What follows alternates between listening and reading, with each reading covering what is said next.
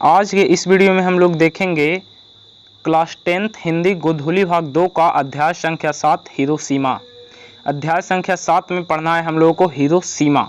तो हिरोशिमा यानी अध्याय 7 से जितने सारे भी ऑब्जेक्टिव निकल कर आते हैं हम इस वीडियो में आप लोगों को बताने का प्रयास करेंगे। अगर इस वीडियो में पूरा नहीं होता है तो इसका हम अगला पार्ट भी लेकर आएंगे। तो चलिए आज के इस वीडियो का सबसे पहला क्वेश्चन है, अज्ञेय का जन्म कब हुआ था? अज्ञेय का जो जन्म हुआ था कब हुआ था? तो अज्ञेय का जन्म हुआ था 1911 ईस्वी में, ऑप्शन नंबर बी। और यह जो क्वेश्चन है काफ़ी इंपॉर्टेंट है क्योंकि यह जो क्वेश्चन है 2018 के एग्जाम में यहाँ पे आया हुआ है। तो अज्ञेय का जो जन्म हुआ था 1911 ईस्वी में हुआ था, इसलिए 1 का पहला का right answer option number B हो जाएगा। अज्ञेय जो कि हिरोशिमा नामक अध्याय के लेखक हैं, तो हिरोशिमा नामक अध्याय के लेखक कौन है? तो अज्ञेय, ये दूसरा क्वेश्चन हमारा हो जाएगा। ऐसे इसमें दिया हुआ भी होगा आगे। फिलहाल हम लोगों को पढ़ना है कि अज्ञेय का जन्म कब हुआ था, तो ऑप्शन नंबर बी हो जाएगा 1911। अब हमारा दूसरा नंबर क्वेश्चन है कि हिरोशिमा कविता किसका चित्रण करती है?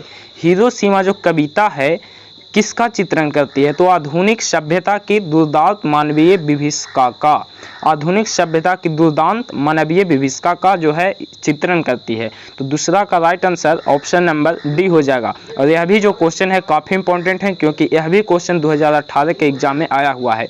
और वैसा क्वेश्चन जो किसी भी एग्जाम में पूछा जाता है तो उस पर आपको विशेष कर ध्यान देने की आवश्यकता होती है। तो पहला भी क्वेश्चन और दूसरा क्वेश्चन दोनों इंपॉर्टेंट हैं।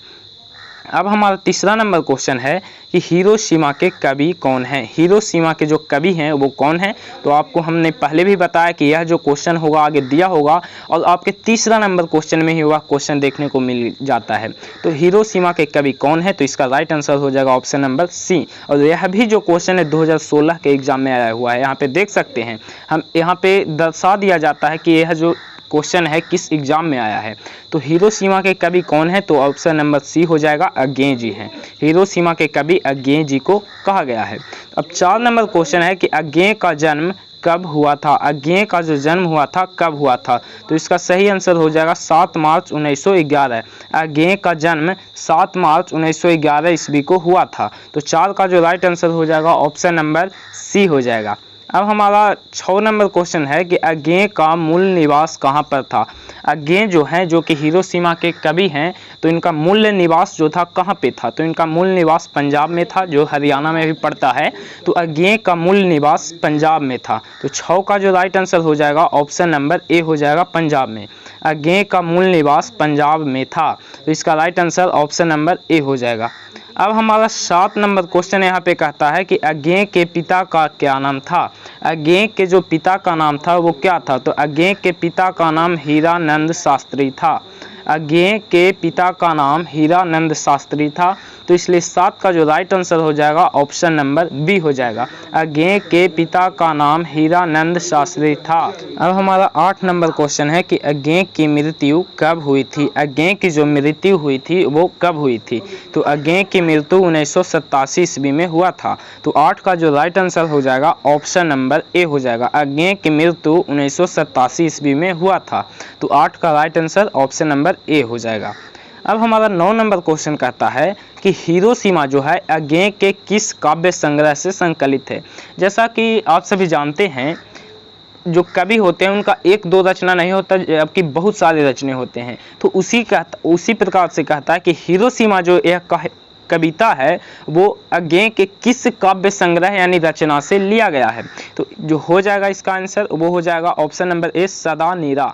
सदा नीरा जो है अज्ञेय जी का एक काव्य संग्रह है और उसी काव्य संग्रह से हिरोशिमा नामक अध्याय को लिया गया है। तो 9 का right answer option number A हो जाएगा। मेरे प्यारे छात्रों, जैसा कि आप लोगों को हम शुरू में ही बता देते हैं, वीडियो के शुरू में ही बता देते हैं कि इस अध्याय से जितने सारे भी ऑब्जेक्टिव क्वेश्चन निकलते हैं, या तो वो ऑब्जेक्टिव क्वेश्चन आसान हो या ऑब्जेक्टिव क्वेश्चन डिफिकल्ट हो, हम सभी क्वेश्चन को वीडियो में हम बताने का प्रयास करते हैं ताकि एक भी क्वेश्चन आपके एग्जाम में न छूटे।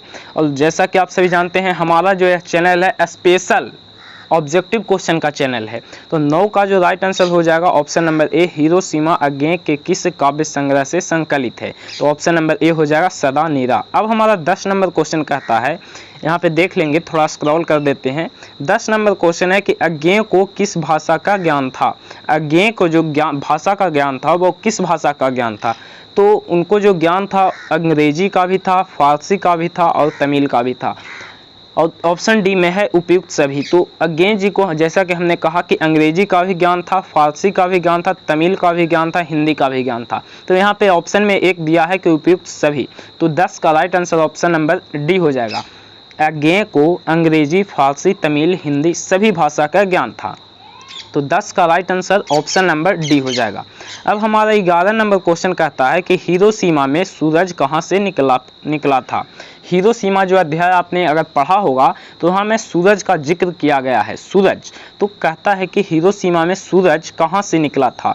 तो वह जो हो जाएगा नगर के चौक से। चूँकि हिरोशिमा पाठ में सूरज जो कहा जाता है परमाणु बम को कहा जा रहा है। यहाँ पे सूरज जो मुख्य रूप से जो मेन जो सूरज हैं सन, उनको नहीं कहा जा रहा है। हिरोशिमा में सूरज परमाणु बम, एटम बम को कहा जा रहा है। तो पूछ रहा है कि हिरोशिमा में सूरज कहाँ से निकला था। तो उसका राइट आंसर हो जाएगा ऑप्शन नंबर सी, नगर के चौक पर। अब हमारा 12 नंबर क्वेश्चन है कि अज्ञेय के माता का नाम क्या था। अज्ञेय के माता का क्या नाम था। तो उनका माता का नाम बेंती देवी था। अज्ञेय के माता का नाम बेंती देवी था। इसलिए 12 का जो राइट आंसर होगा ऑप्शन नंबर बी हो जाएगा। अब चलिए, अब हमारा 13 नंबर क्वेश्चन इस प्रकार से है, अज्ञेय जी की प्रारंभिक शिक्षा कहाँ हुई थी। अज्ञेय जी जो थे उनकी प्रारंभिक शिक्षा कहाँ हुई थी। तो उनका जो प्रारंभ में शिक्षा यानी प्रारंभिक जो शिक्षा हुई थी ऑप्शन नंबर बी, लखनऊ में हुआ था। अज्ञेय जी का प्रारंभिक शिक्षा लखनऊ में हुआ था। इसलिए 13 का जो राइट आंसर होगा ऑप्शन नंबर बी हो जाएगा। अब हमारा 14 नंबर क्वेश्चन है, यहाँ पे 14 नंबर क्वेश्चन है कि चिंता अज्ञेय की किस प्रकार की रचना है। चिंता, ठीक है, चिंता एक उनका रचना है चिंता। तो कहता है कि अज्ञेय की किस प्रकार की रचना है। तो हमने पहले वीडियो में भी आपको बताया था कि किस प्रकार की अगर रचना कहे तो या तो वो काव्य होगा, या निबंध होगा, कहानी होगा, नाटक होगा, उपन्यास होगा, यही सब ऑप्शन में दिया रहेगा। तो चिंता जो है अज्ञेय जी का एक प्रकार का काव्य है। तो 14 का right answer option number A हो जाएगा। चिंता जो है अज्ञेय का एक प्रकार का काव्य है, ठीक है। तो 14 का right answer option number A हो जाएगा। अब हमारा 15 नंबर क्वेश्चन है कि हरी घास पर क्षण भर के रचनाकार कौन है। हरी घास पर क्षण भर, यह जो है एक प्रकार का रचना है किनका। तो क्वेश्चन पूछ रहा है कि किनका है। तो हरी घास पर क्षण भर एक प्रकार का रचना है। तो इस रचना के बारे में पूछ रहा है कि इसके रचनाकार कौन है। तो इसका राइट आंसर हो जाएगा ऑप्शन नंबर बी, अज्ञेय। हरी घास पर क्षण भर के जो रचनाकार हैं वो अज्ञेय जी हैं। तो 15 का right answer option number B हो जाएगा। अब चलिए, अब हमारा 16 नंबर क्वेश्चन है। यहाँ पे 16 नंबर क्वेश्चन है कि अज्ञेय ने सूत्रपात किया। अज्ञेय ने सूत्रपात किया कैसा। तो कहता है कि प्रयोगवाद। अज्ञेय ने सूत्रपात किया था प्रयोगवाद के आधार पर, प्रयोगवाद के आधार पर। तो 16 का right answer option number C हो जाएगा, प्रयोगवाद। अब हमारा 17 नंबर क्वेश्चन है, कभी अज्ञेय का माना हुआ सूरज किस दिशा से निकलता है। कभी अज्ञेय का माना हुआ जो सूरज है, कह रहे हैं कि अज्ञेय का माना हुआ सूरज यानी कि कविता में जिस मानते हैं, जिसे सूरज मानते हैं, वो किस दिशा से निकलता है। तो उसका राइट आंसर हो जाएगा नगर के बीचों बीच से, यानी चौराहा से। नगर के बीचों बीच से, चूंकि वह जो सूरज परमाणु बम को कहा जा रहा है, वह जो मेन सूरज है वास्तविक सूरज को नहीं कहा जा रहा है। वह जो सूरज है माना हुआ सूरज, उसे परमाणु बम को कहा जा रहा है। और परमाणु बम जो है नगर के बीचों बीच चौराहा से निकला था। इसलिए 17 का right answer option number D हो जाएगा। कभी अज्ञेय का माना हुआ सूरज किस दिशा में निकलता है। तो इसका right answer option number D हो जाएगा। अब हमारा 18 नंबर क्वेश्चन है कि हिरोशिमा कहाँ है। और यह जो क्वेश्चन है मेरे प्यारे छात्रों बहुत ही इंपॉर्टेंट क्वेश्चन है, बिकॉज इस क्वेश्चन का जिक्र हमने 2-3 वीडियो में कर दिया है। तो इसे याद रखेंगे। हिरोशिमा जो है जापान में स्थित है। जापान में एक शहर है हिरोशिमा। तो जैसा कि आप सभी जानते हैं अमेरिका के द्वारा हिरोशिमा और नागासाकी पर fat man and little boy नामक बम गिराया गया था। मेरा वीडियो में आपको थोड़ा बाहर से भी क्वेश्चन पढ़ने को मिल जाएगा, क्योंकि ऐसा बात नहीं है कि जो हमारे PDF में दिया हुआ रहता है सिर्फ और सिर्फ वही क्वेश्चन को बताते हैं। जी बिल्कुल नहीं। उसके से संबंधित जितने भी सारे ऑब्जेक्टिव क्वेश्चन होते हैं हम इसी समय में बताने का प्रयास करते हैं। तो हिरोशिमा जो है जापान में स्थित है, इसलिए 18 का right answer option number D हो जाएगा। अब हमारा 19 नंबर क्वेश्चन कहता है कि हिरोशिमा अज्ञेय की किस कविता संग्रह से लिया गया है। हिरोशिमा जो है अज्ञेय की किस कविता संग्रह से लिया गया है, तो इसका राइट आंसर हो जाएगा सदा नीरा से। सदा नीरा किस कविता संग्रह से लिया गया है, तो इसका राइट आंसर हो जाएगा सदा नीरा से। और यह जो है काफ़ी इंपॉर्टेंट क्वेश्चन है आपके मैट्रिक एग्जाम के लिए। 19 का right answer option number C ए हो जाएगा। हिरोशिमा अज्ञेय की किस कविता संग्रह से लिया गया है, तो हो जाएगा सदा नीरा से।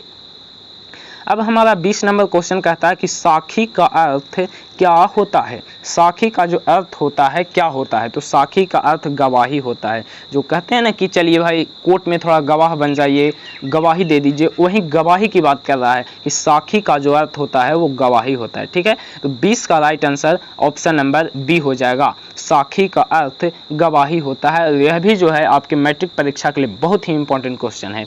तो आज की इस वीडियो में इतना ही। तो इस वीडियो में हम 20 क्वेश्चन को ही रखें, क्योंकि अगर हम ज़्यादा क्वेश्चन करते हैं तो इस वीडियो काफ़ी लंबा हो जाता है, जिससे आपको भी वीडियो देखने में, इस ऑब्जेक्टिव क्वेश्चन को देखने में उतना इंटरेस्ट नहीं रह जाएगा। सो जो यह चैप्टर है इसका दूसरा पार्ट वीडियो भी हम लेकर आएंगे, तो मिलेंगे उसी वीडियो में। तब तक के लिए वीडियो अगर अच्छी लगी हो तो इसे लाइक कर दीजिए। चैनल पे पहली बार आए हैं और चैनल को अभी तक सब्सक्राइब नहीं किए हैं तो चैनल को सब्सक्राइब करके साथ में बेल आइकन को प्रेस कर लीजिए। बेल आइकन प्रेस करने से होगा क्या कि जब भी हम वीडियो अपलोड करेंगे या लाइव क्लास करेंगे तो उन सभी बातों की जानकारी आपको नोटिफिकेशन के रूप में तुरंत सेकंड भर में मिल जाएगा। तो मिलते हैं अगले वीडियो के साथ, तब तक के लिए जय हिंद, वंदे मातरम।